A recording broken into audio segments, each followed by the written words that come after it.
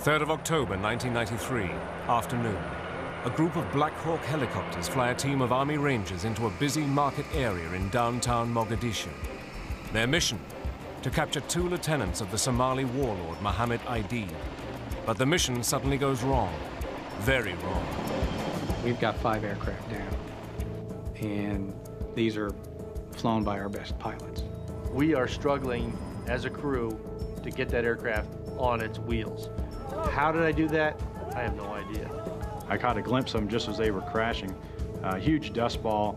It looked from a distance that nobody could survive that type of accident. 18 American soldiers are killed. 76 are wounded. Hundreds of Somalis are dead. The events of that day have since become legend. You find out that some of your best friends, in fact, didn't make it out, and it was pretty devastating. Using rare archive film and reenactments, Battle Stations flies with one of the most sophisticated helicopters in the US Army, the Black Hawk.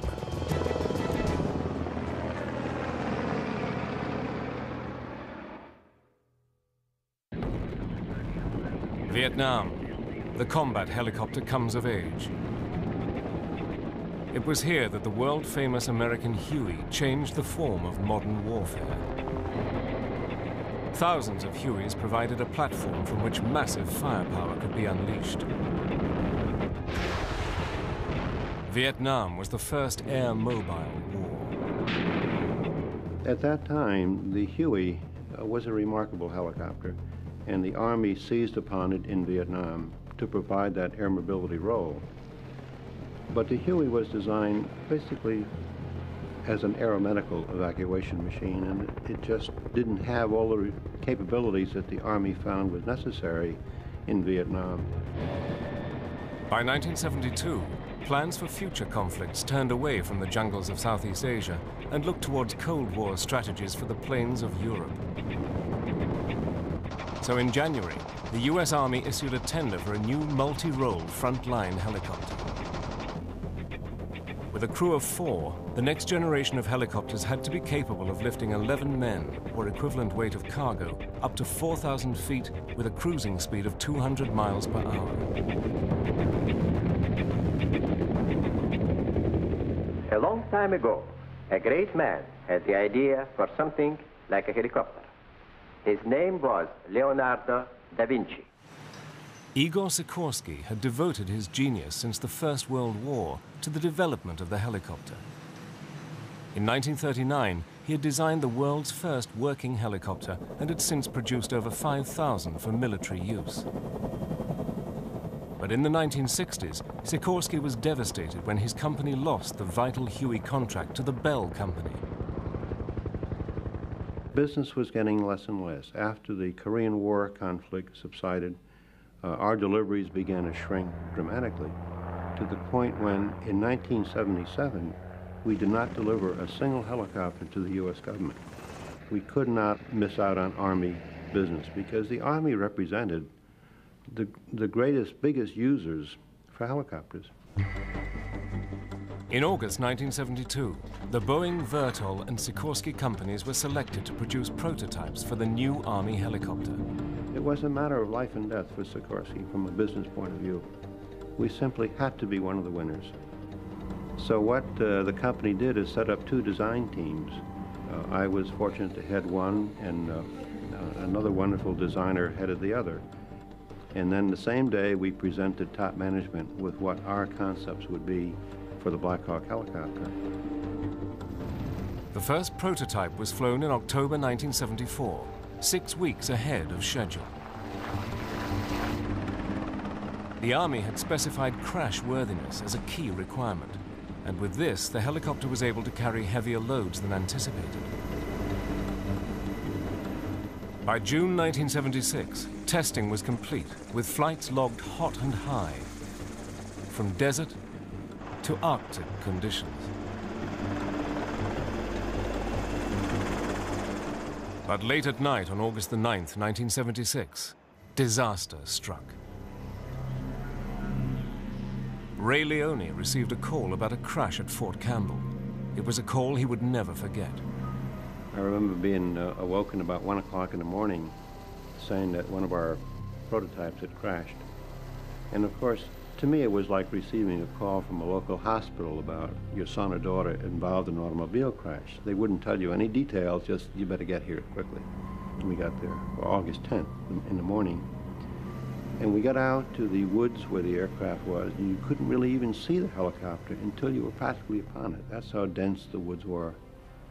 And we learned what had happened was that there was a full crew, 14 Army young people in our prototype flying at night.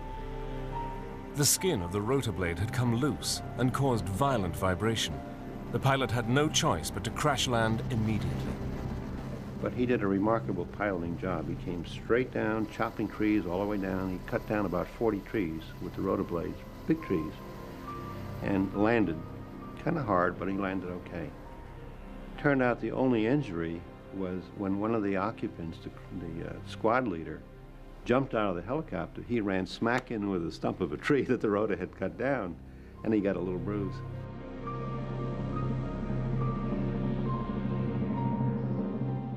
Well, the very next day, on August 11th, the Army team came in and put on 4 new main rotor blades, put on a new tail rotor, cranked up the engines, and my God, it took off like the Phoenix. And you couldn't imagine the relief that we had knowing there were minimal injuries to the Army crew and the aircraft was still flyable. The near disaster was a stroke of luck for the Sikorsky design team. Sikorsky was now able to offer conclusive proof of the new helicopter's ability to survive a crash. Finally, in December 1976, Sikorsky was declared the winner and awarded the much-needed helicopter contract. The American military now had the world's most advanced twin-turbined battlefield helicopter.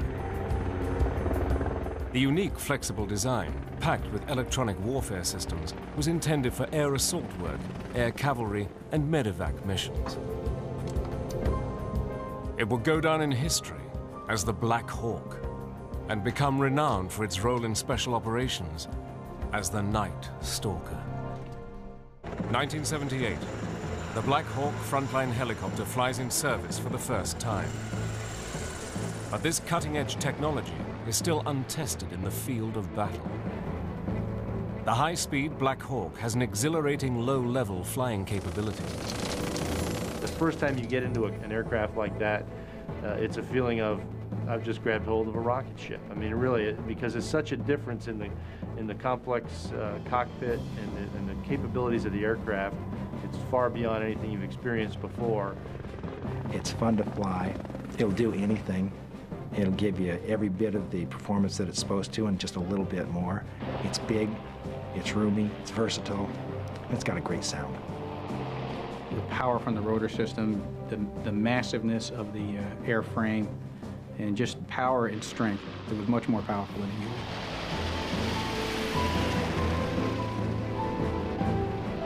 The sophisticated Black Hawk was packed with the latest avionics weapons systems.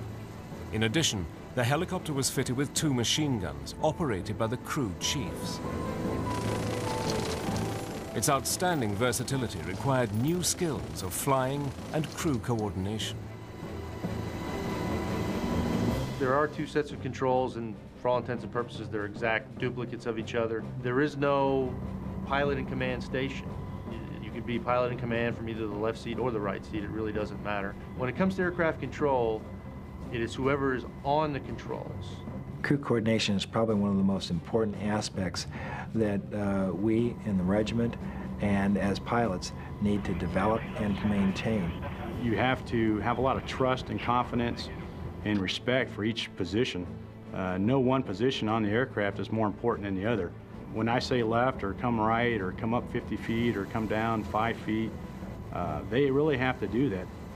There will never be a landing where the crew chief's not out the window looking down saying 20 feet, 15 feet, 10 feet, 2 feet, tails on the ground, you clear down. That's what you would hear during a typical approach.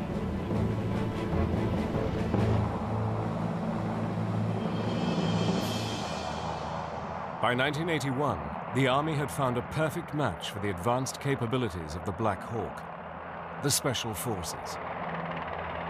The 160th Special Operations Aviation Regiment became the Night Stalkers, capable of striking undetected by undertaking covert missions anywhere in the world. Specialist crews were trained in night vision navigation and advanced flying techniques, using night vision goggles and forward-looking infrared.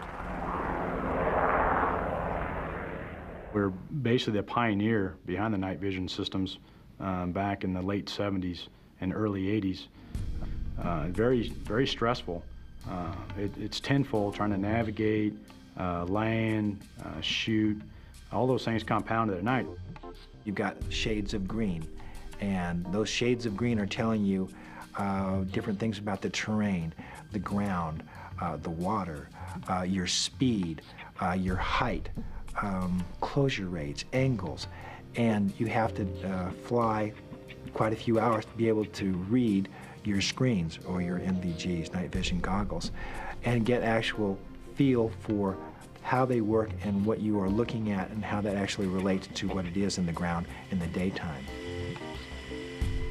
You're using a combination of what you can see through the night vision goggles and then underneath the night vision goggles to whatever's around you in the cockpit, because you need both pieces of the puzzle, if you will, to be able to control the aircraft. One of the most dangerous things that a crew chief could do, especially in special operations, is the night flying, confined space, trying to get into a space that can barely fit a helicopter. It's difficult, but once you've developed those skills, it's the only way to fly at night. You have to have them. Blackhawks and night vision goggles hit the Army pretty much at the same time. And there's no way that we could do the missions that we do now and since then without night vision goggles. In 1983, the Black Hawks faced their baptism of fire. In October, the US invaded the tiny Caribbean island of Grenada, believing that Soviet and Cuban advisors were intent on building a military base. Operation Urgent Fury had begun. America had vivid memories of being on the brink of nuclear war in the Cuban Missile Crisis some 20 years earlier. I had just gotten to the unit. I was only there for about a month.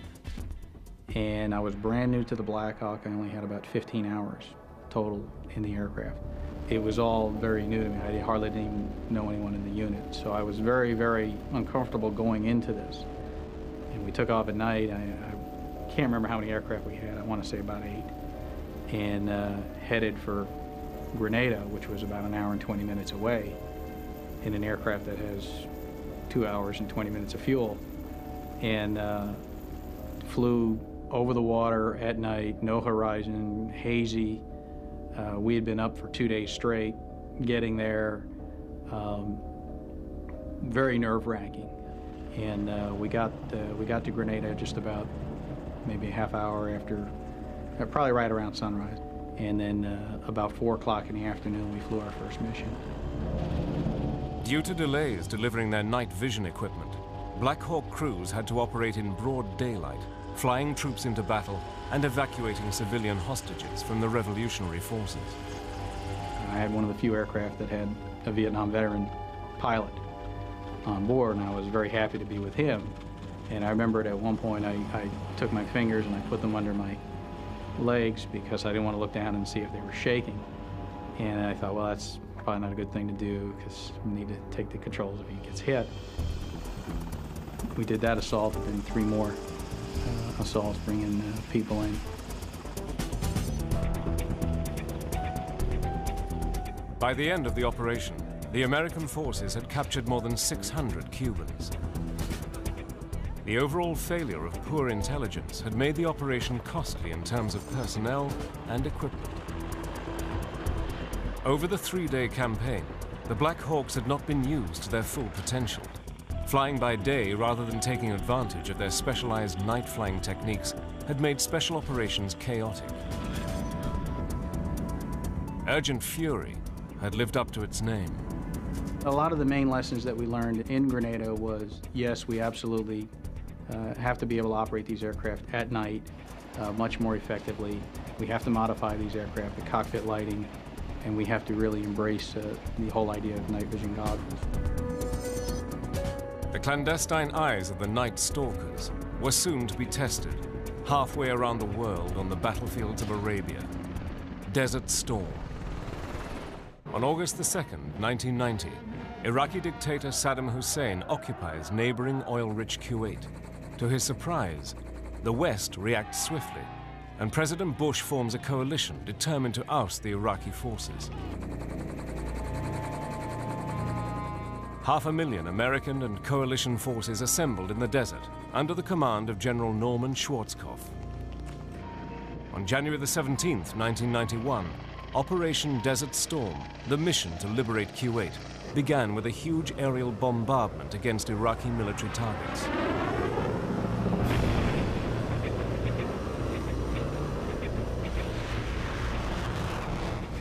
Navy Seahawks and Black Hawks were on the scene to rescue any pilots shot down during the bombing campaign. Most people think about the desert as being a place that's very hot, and it was in the summer, but in the winter at night it got very cold. In fact, there was one particular mission where we flew through a sandstorm, then flew through a snowstorm, and then when we returned to the airfield where our forward support base was, it was fogged in to the point where it was about a quarter-mile visibility. The Black Hawk liked the desert. The desert is a hard environment to learn. First off, it's unforgiving. Our mission profiles kept us relatively close to the ground, and you will plow into a sand dune that you swear you were 50 foot or 100 foot above, but somehow it jumped out and it bit you. The time it took to learn how to fly over the desert varied from a few hours to sometimes months. When the Iraqis began to fire missiles against coalition military sites and Israel, several Black Hawks were sent on hunt and destroy missions to track down the missiles and their mobile launchers. One remarkable mission took place in late February 1991, when Jim Chrysofuli's regiment of Night Stalkers had infiltrated a team of special forces deep into Iraq. But things went awry, and one of the teams that our regiment had put in had gotten compromised. A young Iraqi girl had discovered one of the teams, and they had come under fire. Now they needed to be extracted. Every second counted. We're talking about 3 men surrounded by 200 miles either way of an unfriendly country and bad guys. We ran to the aircraft and we had them spun up. And as we moved the airplane over to make room for our formation launch, we looked over and the second aircraft was on fire. That's not good. We were obviously concerned. We knew that they were going to scrap the mission because a daylight mission, single ship, 200 miles into Iraq was zero survivability, or certainly very, very low. Randy and I were clamoring. We said, we'll just go without them. We'll just go without the authorization. We waited. They said go, and we went. And that airplane took off like out of bat of hell. When we crossed the border, we didn't hear a round fire. You don't hear it with 145 decibels anyway. So we dropped it down to 20 feet, and then 15 feet, and then we moved it down to 10 feet. The F-16, providing air support, relayed an urgent message. The special forces were under heavy fire and running out of ammunition. If Chrysofuli wasn't there in 10 minutes, there'd be no point showing up. That's bad. You look at the map and there's got to be a shorter way. And like everything else, the shortest distance between 2 points is a straight line. And that's what we did. We crossed over at least a brigade-sized Iraqi unit. And all we saw was flashes and pieces of equipment and heads turning up. We crossed them at 15 and 20 feet. People, by the time they turned around to see what was going on, we were gone. Crossed over one dune, and you could smell the dust and the heat in the air, and the engines were running hot, and everybody was focused and calling out perceived bad guys, turn left, turn right. And at about 10 feet, I saw a small dune. We cruised directly over the dune, and literally out of the blue, there was a donkey directly in front of me, and he seemed huge. And I bumped the collective back up and I went straight over his head. Now a donkey, even the tallest donkey, is probably only 5, maybe 6 feet, and we dang near slammed directly into him. So we were pretty low.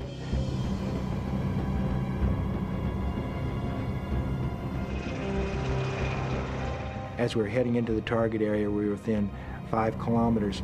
We knew that there was a large set of power lines. So I turned around and he says, we're going to go under, we're going to go under. And he repeated, he said, we're going under. And everybody goes, okay, we're going under. And as we got closer and closer, we wound up seeing a smaller set of power lines that was directly under the major set of power lines. I said, Randy, I can't go under. I can't go under. We're going over. Miraculously, Crisafulli escaped hitting the power lines. Suddenly, the crew chief spotted the team below. I finally see him, and here's the bravest man in the world. Jeff Sims is standing on the berm on the edge of a ditch, and he's waving a VS-17 panel in the middle of a firefight, surrounded by bad guys.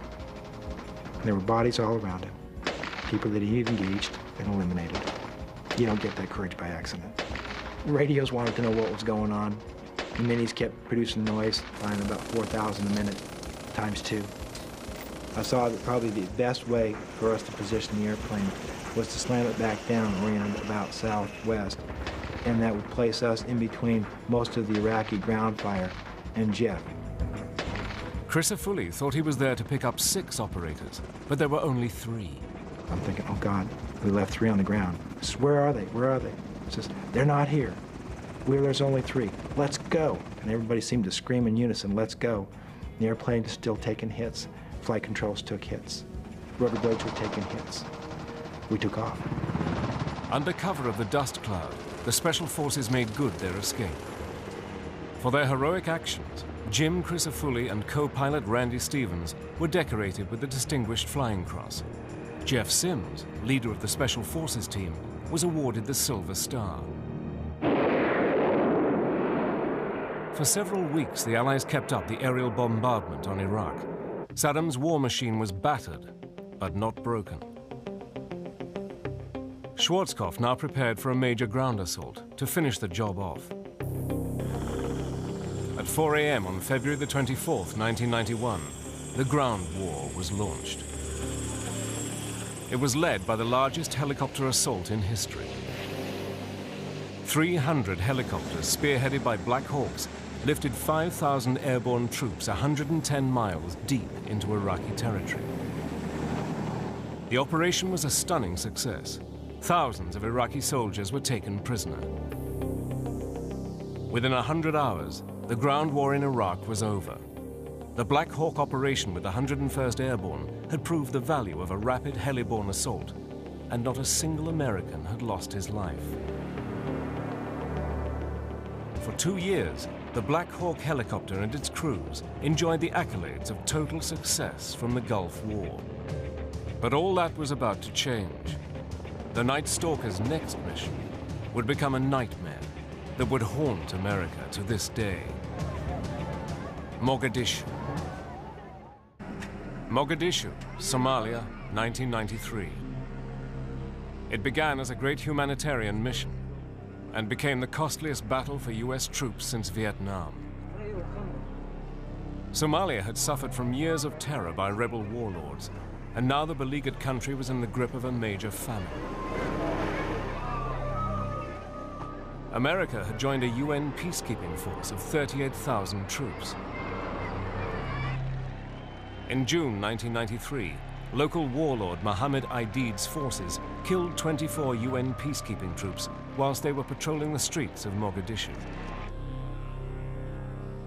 America responded with a series of snatch and grab raids on Aidid's strongholds, led by Black Hawk Night Stalkers with US Special Forces. October the 3rd, 1993, a further mission is planned to capture Aidid's top 2 lieutenants. The American Joint Operational Command used live TV and radio equipment from observational helicopters to control the operation and to produce publicity pictures for the world's press. So it is decided to go for a daylight assault on the target house. Operation Irene is planned to take less than 1 hour, But the mission is fatally flawed. Without a doubt, we all prefer to go at night. All the things that we had give us a tactical advantage at night. In the daytime, it becomes a fair fight. Nobody wants a fair fight. In a military operation, you want as much advantage as you can possibly put into the mix, and by going at night, that gives us that advantage. We wanted to do every single mission that we could at night. If they were available during the day, we went after them during the day. But we would prefer to hit every target at night. For the Black Hawk crews, this mission on the target house is filled with danger. This one was as hazardous as any we had flown. The dust conditions were as bad as they had been anywhere else. It was in a place called the Black Sea, which is where most of the enemy was located. There were no landing zones. An alleyway in a city like Mogadishu is not big enough, and we knew that we couldn't land, which doesn't limit us in putting people on the ground because we're flexible and we can do what's called a fast rope insertion, but it limits us in how we get them out. So we knew that there was additional risk on this mission, and I think everyone sensed that as we walked out to the aircraft, but we still felt that it was an acceptable risk, and we took it on. On the afternoon of October the 3rd, 8 Black Hawks lead an air armada of 19 aircraft, 12 vehicles, and 160 Delta and Ranger forces into the heart of Mogadishu. The trail helicopter is known as Super 6-2. You want to stack up about 200 feet. The mission of my crew, we were in Super 6-2. We carried Delta operators on board who would actually go into the building and capture the people they were going after and secure them and bring them back to the base. Once we dropped off our operators, my responsibility on my gun was to take out any type of threat to the ground forces, either to the Rangers or to the Delta operators with the miniguns. Leading 4 Black Hawks and carrying a Ranger blocking force to prevent Somali reinforcements from arriving is Mike Durant in Super 6-4. Mike elected to bring us to a hover, thinking it would just be a few seconds. I would tell you it probably was maybe 30 seconds, maybe a little bit longer. It felt like an hour, where we're just hovering in broad daylight over the city. Yes, we're blowing up a tremendous amount of dust. We're kind of making a smoke screen for ourselves. It was a very, very, very uncomfortable, very, very vulnerable feeling. I'm currently hovering in the southwest corner of the embassy. We were very successful in implementing, putting our operators where they needed to be at the target so they could perform their mission. And in fact, their mission went well. They captured and detained everyone that they needed to that was in that building. And it wasn't until after that, when they went to get out of the facility, that we started running into problems. We got everybody in where they needed to go. Departed the area, went north of the city, and for all intents and purposes, we were done because we couldn't go back in to do an extraction. We knew we were just a contingency force at that point, when the worst of all contingencies happened.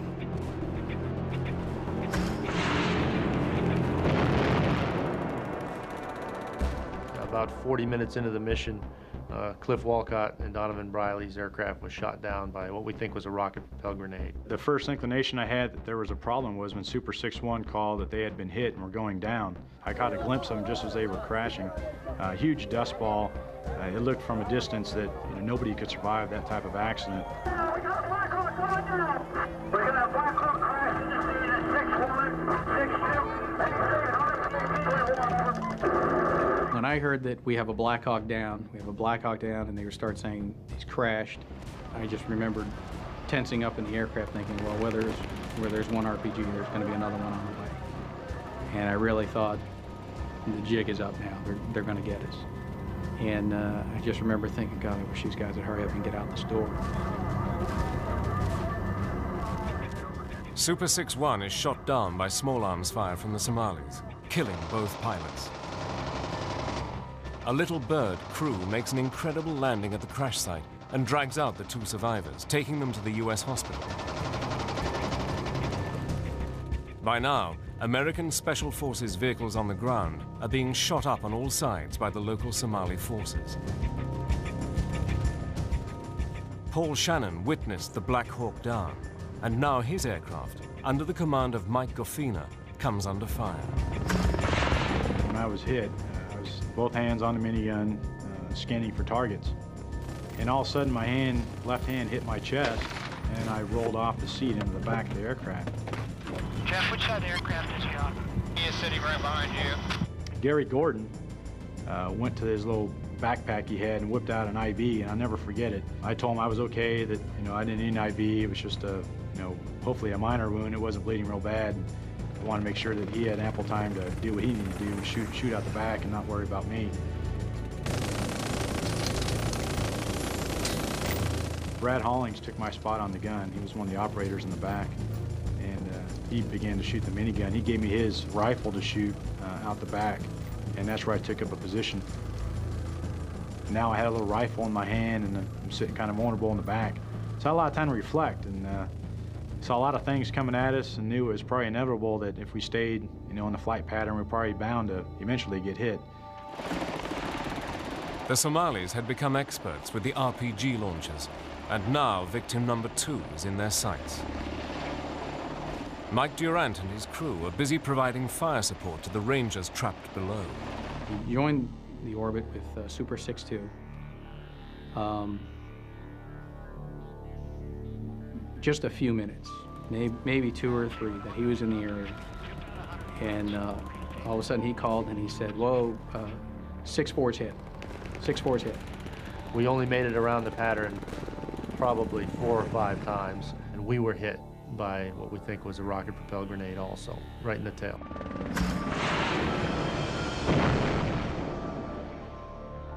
I can't remember exactly. There were a couple of exchanges back and forth. He said, I'm heading for the airfield. I thought in my head that this is a flyable machine. Everything looks okay inside. It's made to take this kind of punishment. If I land here, I'll have to crash it intentionally because there are no landing zones. So I'm going to have to just crash it in an alleyway for the sake of getting it on the ground. We were flying for about 5 seconds when the tail completely disintegrated and about 3 feet of the vertical fin went along with it. All of a sudden, then he called, and 6-4 is going down. Mike is not an easily rattled person. The tone of his voice, I felt like I'd been electrocuted. I'm hearing that. And I thought, he's in bad shape. He's either got flight controls that are not responding now, or he's in free fall. The only thing I could see was brown earth and blue sky. Everything else was a complete blur. Once I brought that nose up, because we were pitching forward, we ended up in a flat spin at 70 feet. The only thing going through my mind at that point is stay upright. Get the aircraft on the wheels. It's designed to absorb impact, but only on the wheels. If you land on its side or if you land upside down, all those safety features are totally worthless. So we are struggling as a crew to get that aircraft on its wheels. How did I do that? I have no idea. Sunday, October the 3rd, 1993. Special Forces helicopters relay shocking live pictures from the war-torn streets of Mogadishu. America's worst nightmare is unfolding. 160 Delta and Ranger forces are fighting for their lives, pinned down by hundreds of armed Somalis in the heart of the city. Black Hawk Super 6-1 had been shot down. Super 6-4 had taken a hit, and along with his co-pilot Ray Frank, pilot Mike Durant was struggling to control the aircraft. As soon as the tail came off, I made a radio call stating that we had lost the tail rotor and we were going in hard. Then I remember looking over at Ray, saying something about we better pull the engines off. He knew exactly what to do. He was already doing it. But the truth of the matter is the centrifugal force was so severe that he could not keep his arms up to shut those engines off. It actually drove his arms down. So we ended up with one engine at about half power and one at about idle power. He called again. He said 6-4 is going in hard. And just before he hit it, he just screamed Ray's name. I really thought they were all dead. 6-4, you okay? Going in hard. Going down. 6-4. I don't remember actually hitting the ground, But we hit very hard, hard enough that even with all the safety features on the Black Hawk and as rugged as it is, my femur or my thigh bone still snapped in two on the seat when we hit the ground. Amidst the wreckage, Mike Durant and Ray Franks lie unconscious. Crew chiefs Tommy Field and Bill Cleveland are also severely injured. They will not last long without help. Nobody was there to help them. They were basically on their own. Fortunately, the bad guys weren't there yet. There was very few around that area. Mike Gaffina in Super 6-2 flies over the site to drop in 2 Delta Force snipers. Our backseaters, Randy Shukart and Gary Gordon, the 2 Medal of Honor winners, requested permission to go in. We initially tried to infill Randy and Gary as close as we could to Super 6-4 to Mike and Ray's aircraft. But due to the heavy debris that was littered on the ground there, it flew up in the rotor system, and we picked a little more suitable spot, but it was still cluttered with debris. And they held about a 4 to 5 foot hover. And I tapped Randy and Gary on the shoulder, and Gary gave me a thumbs up and a little smile, and he jumped out. We collectively defended the crash site for about 20 or 30 minutes before everyone else was killed and we were overrun. At Mike Durant's crash site, both Randy Shugart and Gary Gordon are killed in a ferocious firefight with Somali soldiers. To the best of my knowledge, what happened to Gary and Randy is they were just overwhelmed with just an abundant force that just overtook them. They took out as many as they could and were down on ammo. Some of the crew members had already been killed. Mike Durant was on one side of the aircraft with one of the operators. The other operator was on the other side of the aircraft, and he was hit. They heard he was hit, and they redistributed ammunition and amongst the people that were alive, and they were just overtaken, and everybody was killed except for Mike Durant. Paul Shannon, now sat in the back of Super 6-2, his hand shattered by Somali gunfire, is to have a remarkable escape. The RPG-7 came in on the right side of the aircraft, impacted right underneath the crew chief window. The RPG-7 took off Brad's knee, his right knee basically was gone. He fell back on top of me off his seat. I was knocked unconscious for maybe 5-10 seconds, kind of hard to tell. The co-pilot was knocked unconscious.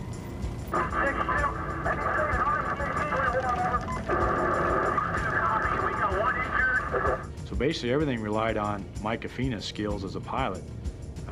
He had tons of horns and sirens going off in his helmet, so he was instinctively trying to find a place to put us down. He thought we were going to crash right there in the city as well.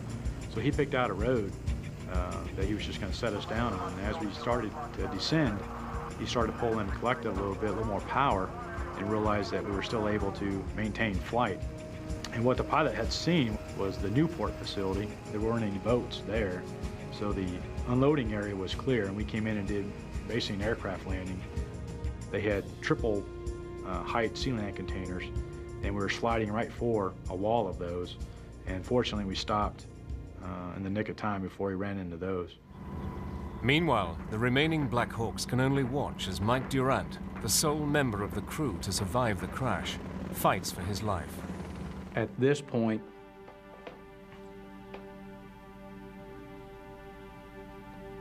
we've got 5 aircraft down, and these are flown by our best pilots.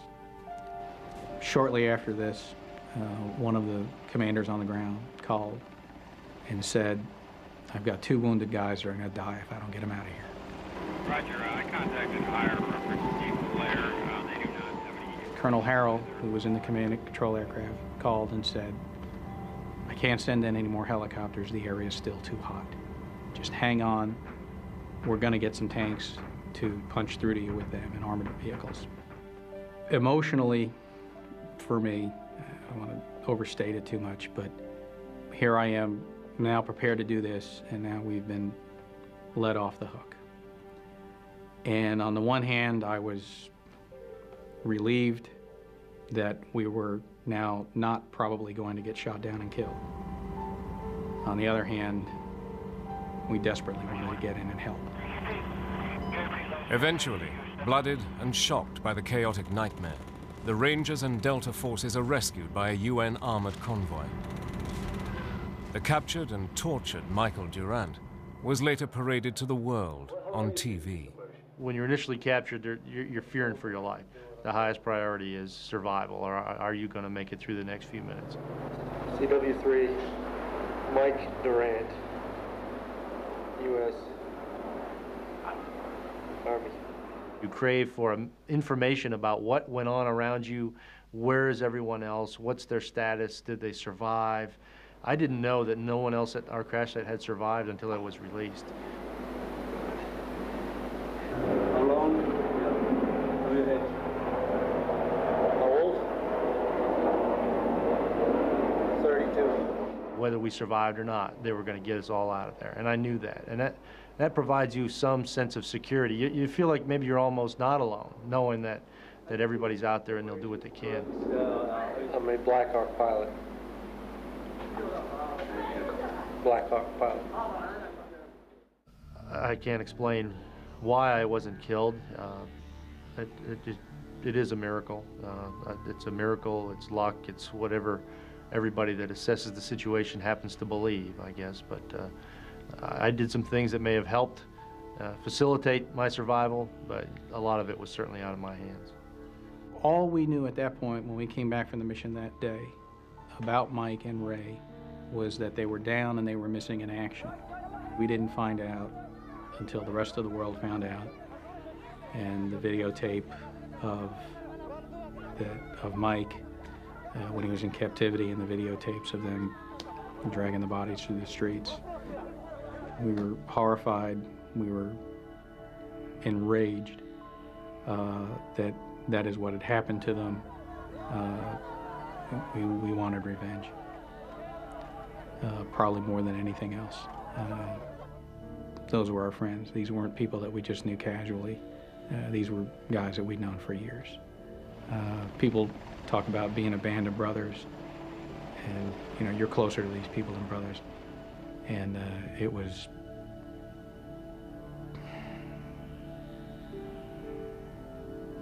maddening.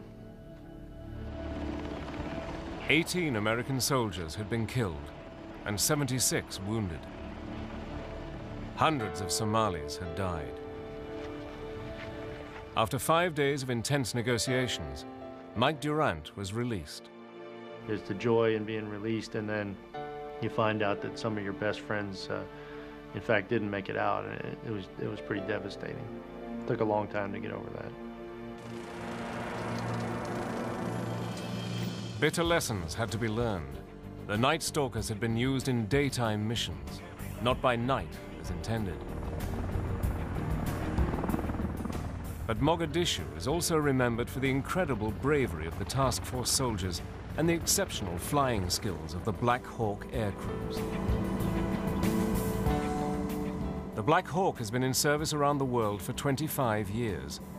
With its advanced technology, this outstanding helicopter will remain in the forefront of battle in the era of electronic warfare.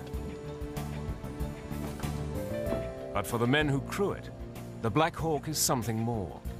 It is a machine of strength, ensuring success in the face of adversity. I truly believe I owe my life to the design of the Black Hawk. We hit the ground very hard. There's no question that in many other types of helicopters, it would not have been a survivable crash. If not for the design of that aircraft, I wouldn't be sitting here today.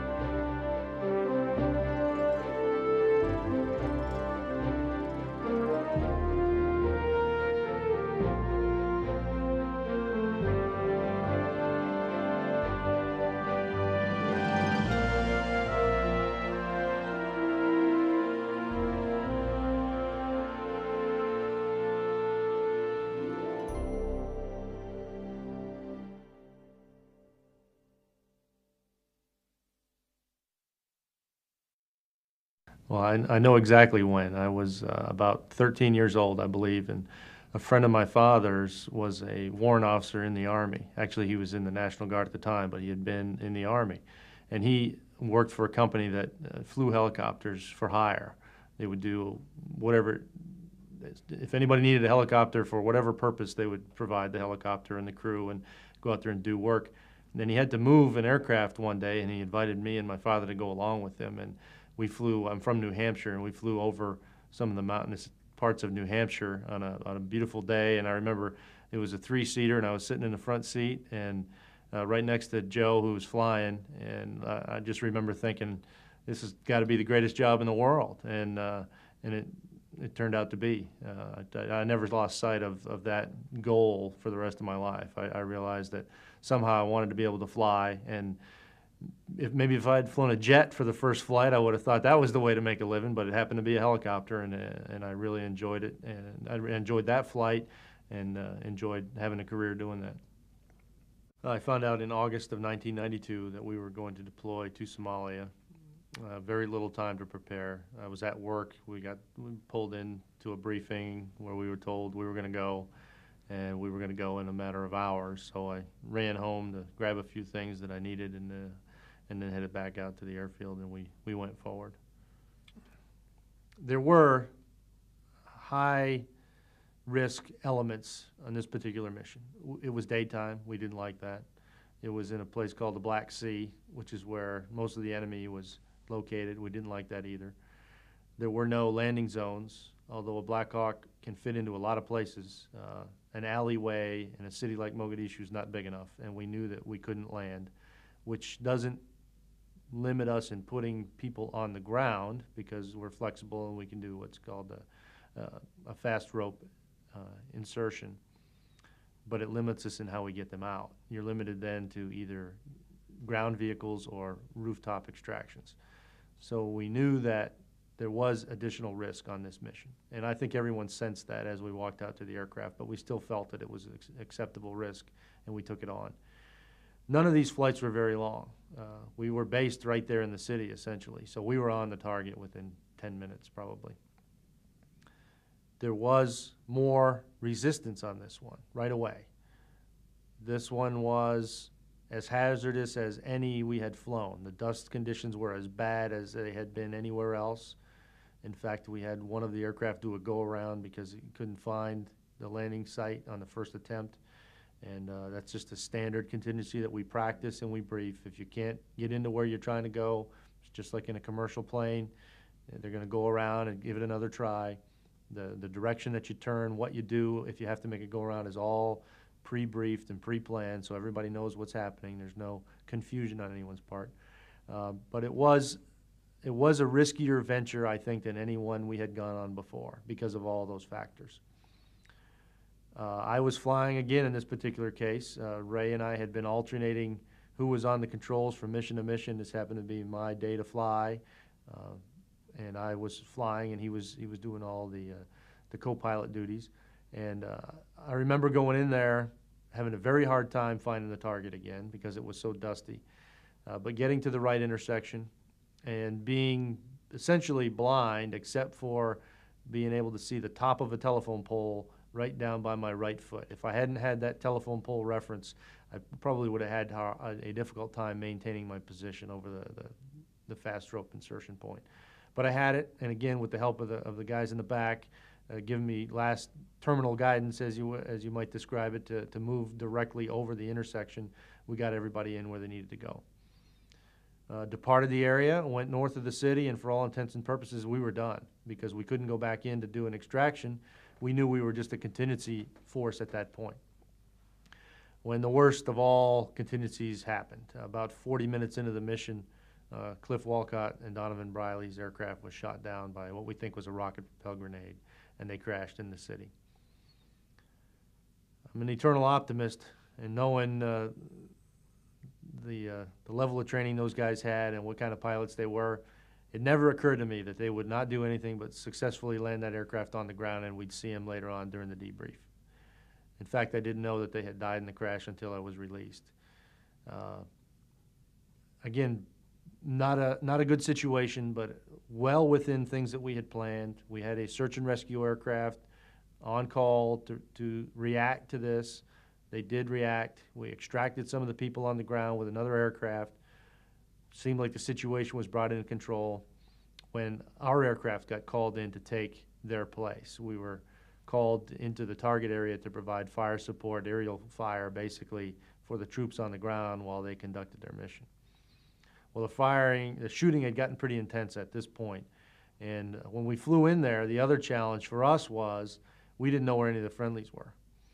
And you know, the cardinal rule is if you don't know where your friendly forces are, you don't shoot. And we armed the guns, but we had a discussion among the crew on the way in. It's about a 3-minute flight. And I remember telling Tommy and Bill, look, you know, things are chaos down there. We're not going to shoot around until we figure out where everybody is. And unfortunately, when you've got small elements moving doorway to doorway in locations that have not been planned, because now they're moving to the aircraft, it's very difficult to sort all that out. So in fact, we never did fire around from our miniguns before we were shot down. We only made it around the pattern probably 4 or 5 times, the pattern being an orbit around the target area.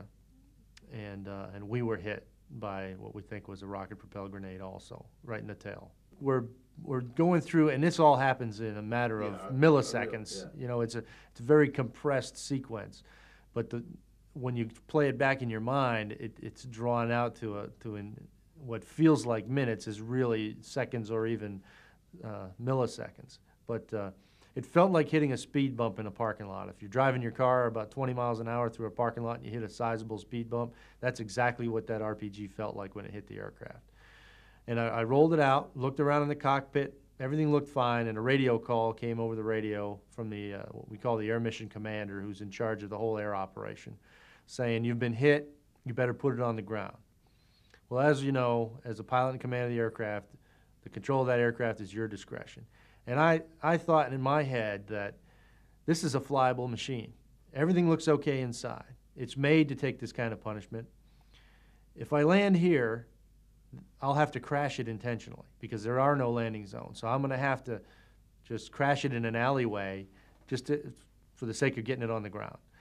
And to compound that, there's a firefight going on down here. So I was faced with a decision to try to fly an aircraft that I thought was flyable a relatively short distance, less than 2 miles to get to the airfield, or crash in the middle of this firefight intentionally, and it was pretty clear what the right decision was. The piece of information that I did not have was the fact that that RPG had hit the tail gearbox and blown the actual gearbox housing apart. And we had no fluid left in that tail gearbox, and we had bent the drive shaft. That tail drive shaft is turning at a pretty high rate of speed. And anytime you got a drive shaft that's delicately balanced that now is bent or damaged, it's only a matter of time before it totally disintegrates, and that's what happened. We were flying for about 5 seconds when the tail completely disintegrated and about 3 feet of the vertical fin went along with it. So in addition to now having a single rotor helicopter with no tail rotor, we have a center of gravity problem because that's a lot of weight way back in the back, far away from the center of gravity of the aircraft. If you've ever flown on a small airplane where the pilots ask you to move to the middle, that's the center of gravity. In order to maintain within the regions of control of the aircraft, you have to stay within a certain distance of what's called the center of gravity. But when you lose large components like the tail rotor that far from the center of gravity, it causes, in this case, the nose of the aircraft now to pitch down. The nose pitched down. Well, the automatic reaction to a nose pitching down is to pull back and bring the nose back up. Unfortunately, what that does in a helicopter, and really in any aircraft, is it reduces speed. Well, speed is the only thing that's going to help you when you have lost your tail rotor in a helicopter, because that tail rotor is there to keep you from spinning. And with speed, there's enough wind coming across the fuselage to streamline you in the direction of flight if you're going fast enough. Well, as soon as you slow down below a certain threshold, it's completely out of control. You can't stop it. You're spinning so rapidly that in my particular case, the only thing I could see was brown earth and blue sky. Everything else was a complete blur. The only thing going through my mind at that point is stay upright. Get the aircraft on the wheels. It's designed to absorb impact, but only on the wheels. If you land on its side or if you land upside down, all those safety features are totally worthless. So we are struggling as a crew to get that aircraft on its wheels. How did I do that? I have no idea. At that point, it's all automatic. If you talk to somebody that's been in a car accident, they'll tell you the same thing. They weren't thinking about brake, ease off the brake, steer. It's all automatic. It's whatever you've learned to do through your experience as a operator of an automobile. It's the same thing in a crash. You're not thinking a lot. You're responding automatically to the things you know will help you in this case. Ray and I did communicate during the crash sequence, very briefly.